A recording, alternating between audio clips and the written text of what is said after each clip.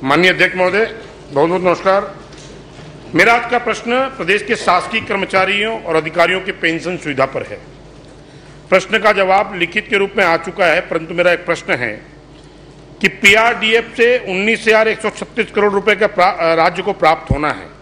इस राशि के प्राप्ति हेतु अभी तक राज्य सरकार द्वारा क्या प्रयास किए गए हैं और अभी तक राशि प्राप्त नहीं होने के क्या कारण है, कब तक प्राप्त हो जाएगी? अध्यक्ष महोदय, जो ओल्ड पेंशन स्कीम लागू की गई है उसके कारण केंद्र सरकार से नहीं बल्कि पीएफआरडीए जो संस्था है पेंशन रेगुलेटरी अथॉरिटी का, उससे कुल 19,136 करोड़ रुपए प्राप्त होना है।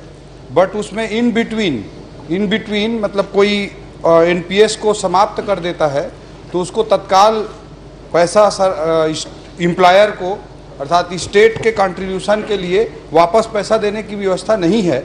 जैसे जैसे कर्मचारी रिटायर होते जाएंगे उसके अनुरूप एम्प्लॉई का कंट्रीब्यूशन और एम्प्लॉयर का कंट्रीब्यूशन वो मिलता जाएगा, ऐसा प्रावधान है।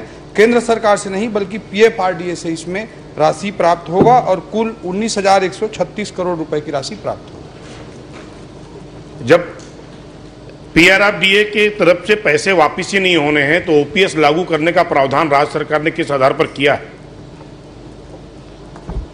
अध्यक्ष महोदय, तत्कालीन राज्य सरकार ने एनपीएस के सिस्टम को समाप्त करके ओपीएस का सिस्टम लाया।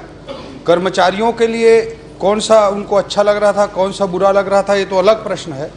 बट मुझे लगता है कि तत्कालीन सरकार की गिद्ध दृष्टि थी 19,136 करोड़ रुपए पर और वो चाहते थे कि वो पैसा को ले लिया जाए, उस पैसा को ले लिया जाए और उसको ख़त्म कर दिया जाए। एनपीएस में अध्यक्ष महोदय जो 2004 में लागू हुआ था, विपरीत कार्य है मनमोहन सिंह जी की सरकार के समय उस एनपीएस के तहत 10% राशि जो एम्प्लॉयर होता है उसको देना होता है और 10% राशि एम्प्लॉई देता है। तो जो भी सरकार अभी वर्तमान में रहती है उसको प्रति माह 10% के हिसाब से एनपीएस के अंतर्गत आवासीय विद्यालय 10% राशि देना पड़ता है। तो तत्कालीन सरकार 10% पैसा देना नहीं चाहती थी और साथ में 2004 से 2022 इन्होंने लागू किया, 2022 को लागू किया था। तो जो 18 साल के ड्यूरेशन में जिसमें से 15 साल तत्कालीन भारतीय जनता पार्टी की आपके मुख्यमंत्रित्व वाली सरकार थी, उसने बहुत बड़ी 19,136 में से लगभग 15,000 करोड़ रुपए की राशि उस समय की हमारी भारतीय जनता पार्टी की सरकार ने जमा किया था। उस पैसा को लेकर के ये फिर से बंदरबाट उसका करना चाहते थे। इसीलिए इनको एम्प्लॉई के मन से कोई लेना देना नहीं था बल्कि गिद्ध दृष्टि थी 19,136 करोड़ रुपए पर और जो 10% की एनपीएस की राशि देनी होती है वो भी ये देने से बचना चाहते थे, खा पी के बर्बाद करना चाहते थे। इनका उद्देश्य यही था। अध्यक्ष श्रीमती शेषराज हरवंश।